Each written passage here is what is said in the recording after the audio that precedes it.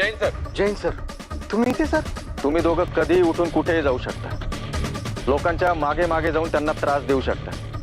मग मी नाही जाऊ शकत का नाही जाऊ शकत सर? जाऊ शकता ना तुम्ही पण. मेघराज देसाई, तुमच्या दोघांमुळे मला जो त्रास भोगावा लागलाय ना, तो विसरणार नाहीये मी. आणि जेव्हा पुन्हा ड्युटी जॉईन करेन ना, तेव्हा व्याजासकट सगळं कर्ज फेडेन तुमचं. लक्षात ठेवा. तर पुन्हा ड्युटीवर जॉईन होईन म्हणजे मला नाही कळलं. सगळं माहीत असताना जाणून बुजून माझ्या जखमीवर मीठ चोळायला बघताय का? सर खरंच मला नाही माहिती तुम्ही कशाबद्दल बोलताय. मला सक्तीच्या रजेवर पाठवण्याची ऑर्डर आली आणि तुमच्यामुळेच माझ्यावर ही वेळ आली. हा अपमान मी विसरणार नाहीये.